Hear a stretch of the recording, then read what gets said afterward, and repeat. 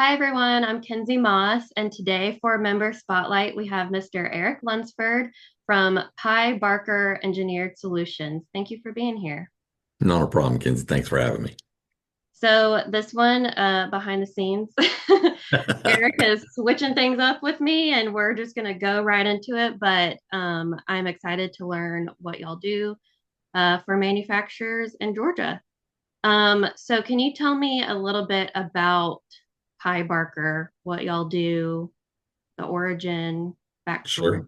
Sure. I won't go into all the dirty details of the backstory, but Mr. Pye and Mr. Barker started Pye-Barker Supply Company back in 1936. And basically, they were a mill supply store. Um, Rope, soap, and dope is what it used to be called. They just sold everything to manufacturers around Atlanta.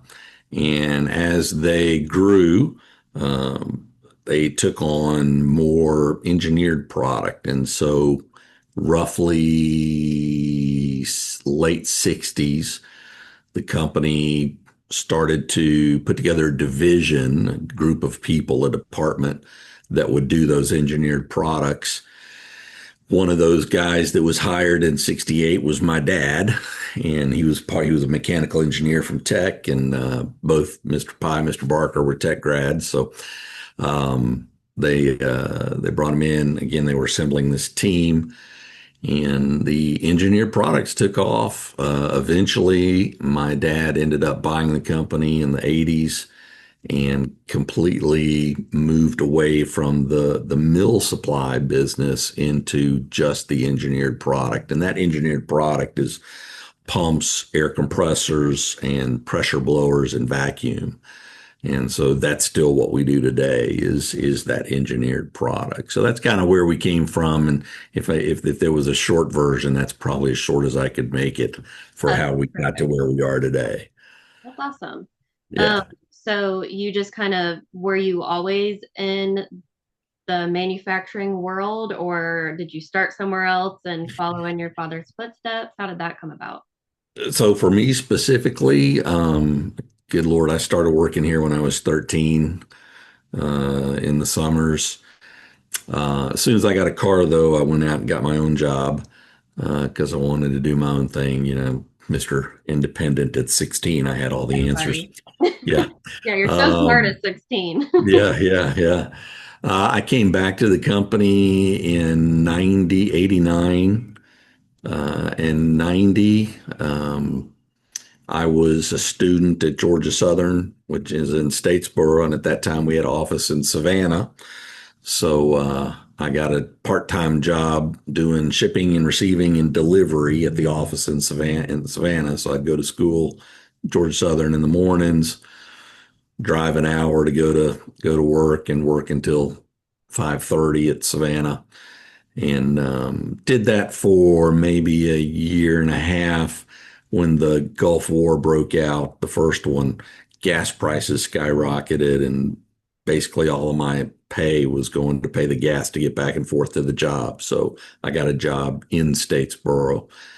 Then I graduated college in 92 and moved home. And not long after that, came here to the office. My dad said, "Hey, I got some stuff that you could really help me out with if you could do it until you figure out what you're going to do." And I tell some people I'm still trying to figure out what I'm going to do, so I'm still here. So from 92 to 2025. That's awesome. But that's basically how I got there, and or got here. Once I started working here, I did some of the IT stuff, and I did actually did some customer surveys, like call the customer, how you doing, how are we doing, are we taking care of you, that kind of thing. And then we had a gentleman move from inside sales to outside sales, and so my dad said, "Hey, can you start taking some phone calls?" And I said, "Well, sure." And start taking phone calls, and now I'm doing inside sales. Have worked through almost all the departments here. They don't let me have a hammer, so so I don't I haven't spent too much time in the shop.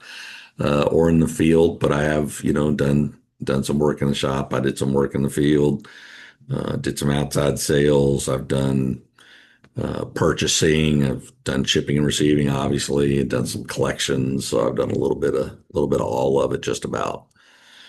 So I think that's that's kind of important. I think that's yeah. important to not just go into a job and be at the top. I mean, sometimes that's successful, but I feel like if you see every nitty gritty area of the business, then you have obviously more understanding and then you Mhm. have more compassion for the people that are doing those jobs. Um, And you're better able to help when you've done it. yes, You get somebody new in there and they're like, hey, I don't understand. If I've actually done that job. So I've never serviced an air compressor, but I've been on service calls with some of our technicians.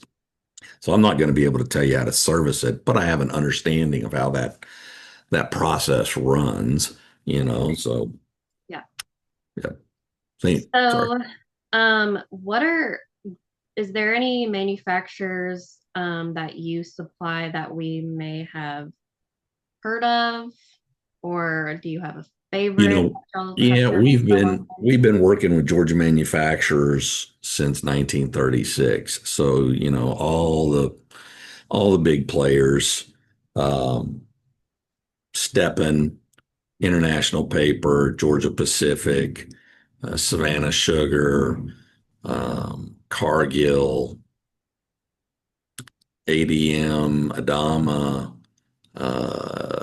Snyder's Lance, Nestle Purina, Mohawk, Shaw.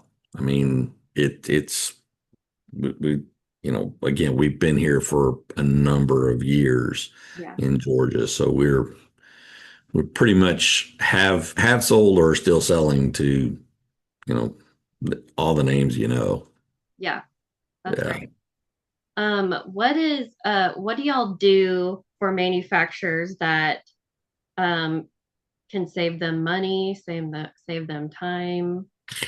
That's honestly that's kind of our mission statement. That's when we talk about what is it that we do, we talk about making our customers air and fluid systems because that's where we play, right? Air and fluid. So we talk about making their air and fluid systems as efficient as possible, whether it's what we sell them on the upfront. So are we selling them the pump or compressor that is the best for the job?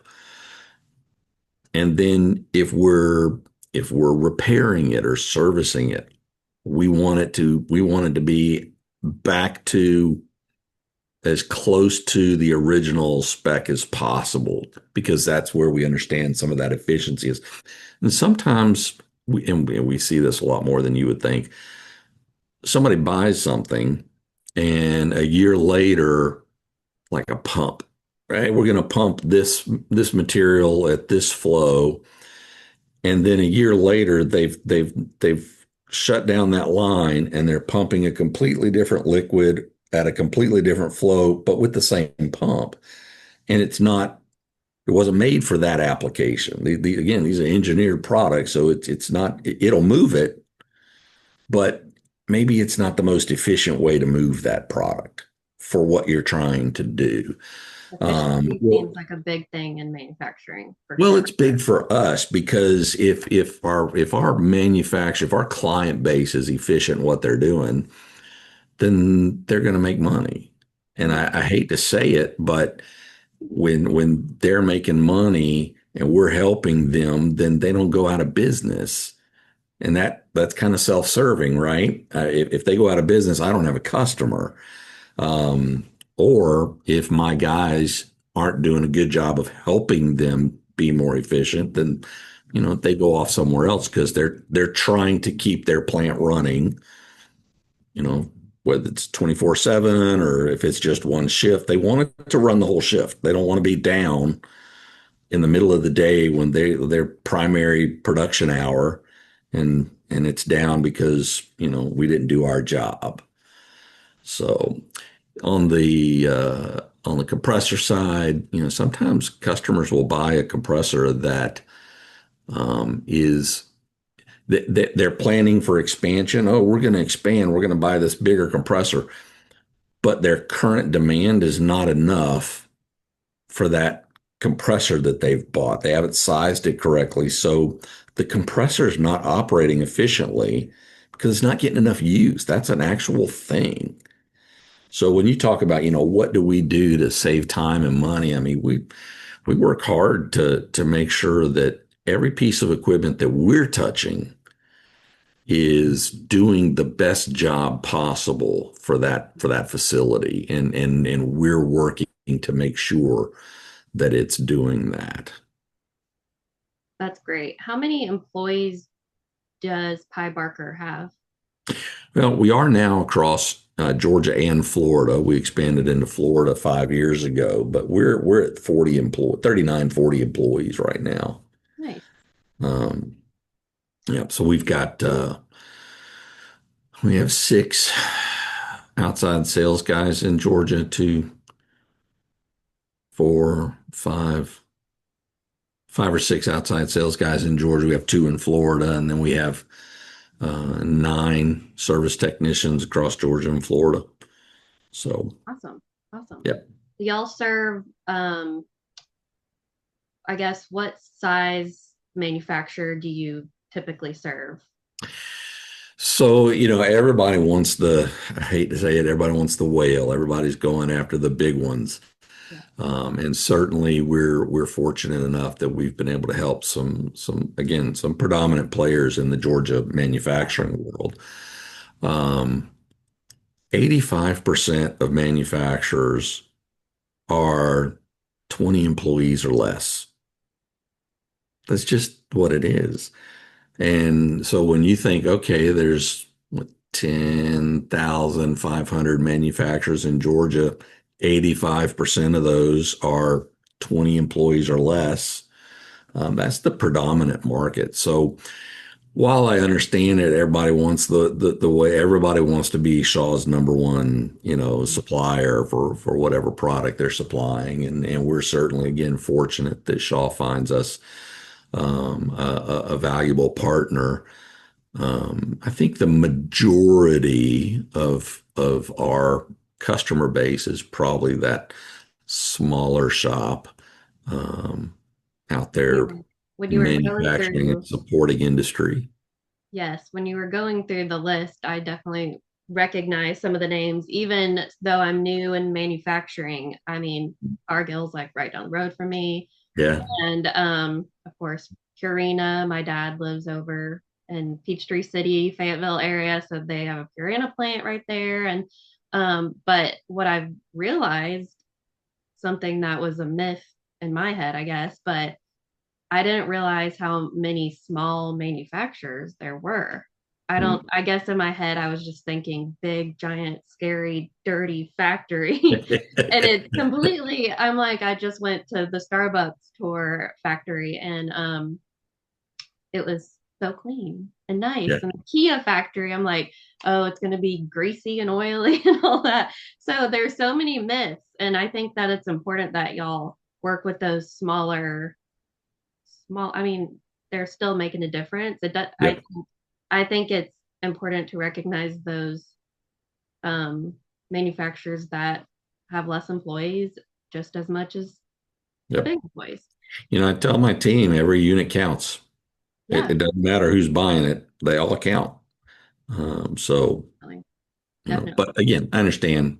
People want the big name, and it looks great. Put It it looks on your good. Yeah. website, the logo. We don't do that because we just don't do that.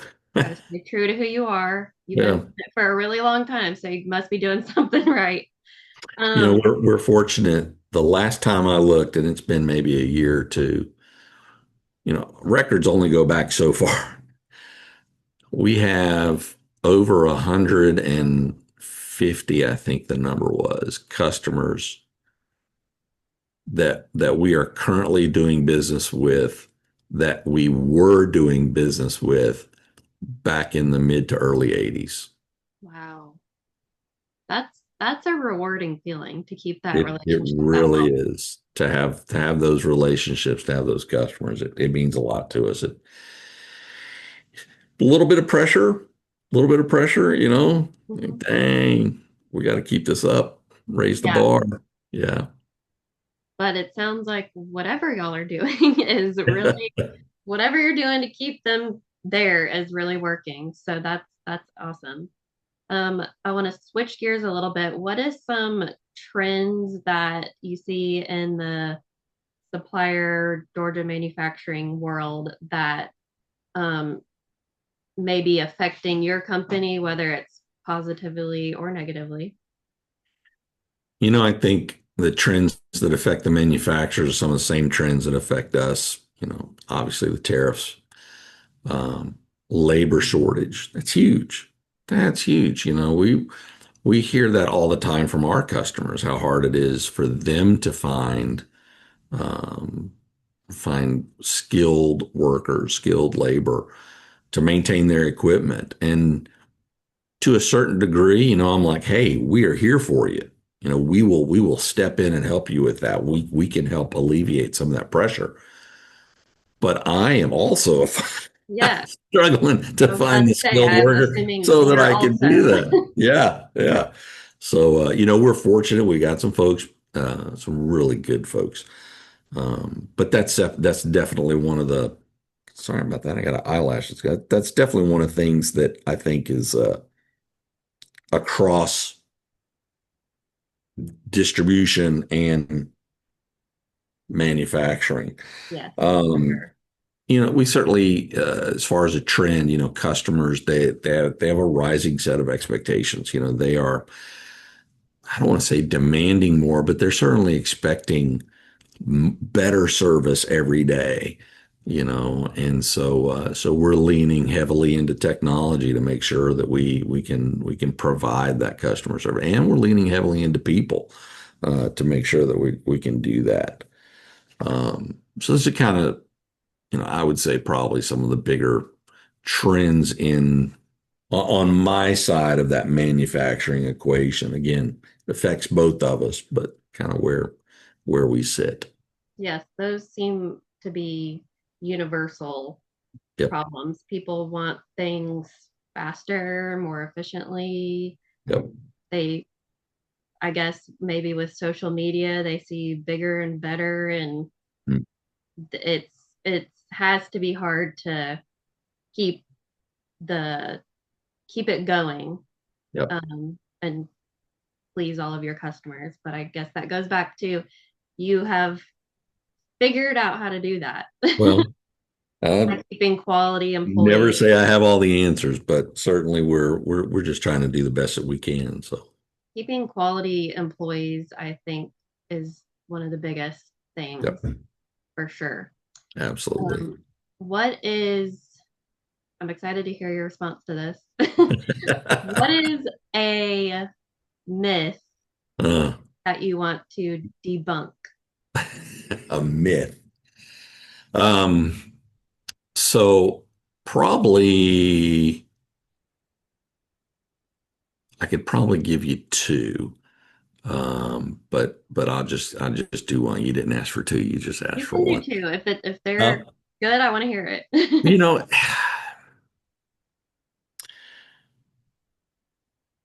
probably the biggest myth that I would want to debunk um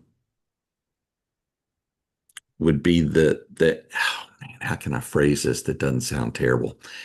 Um I think it cheaper is goes with not the territory. cheaper is not better. Yeah. You know, these are the equipment that we sell is not um commodity candy cutter equipment.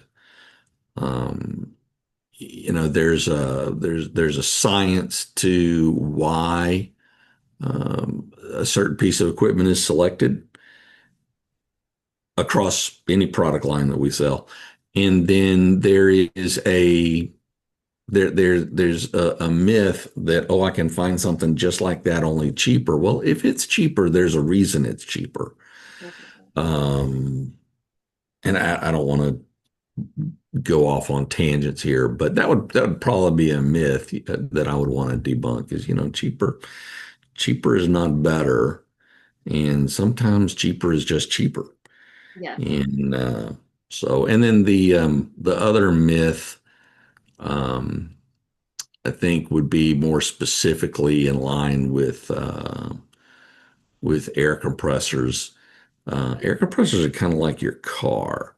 You got to change the oil, you got to change the filters on a regular basis to keep them operating healthily. And some customers just put it in and let me run it until I get an error code, and then I'm going to call and want you to come out immediately. Hmm. Well, if we were coming out on a regular basis, or even if you were taking care of it on a regular basis, you'd never get that error code. And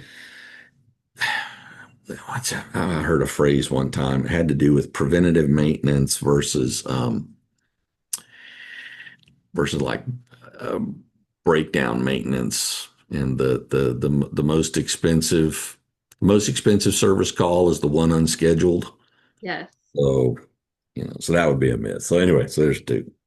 I think I'm thinking myself. I am a person that I love like Dollar General.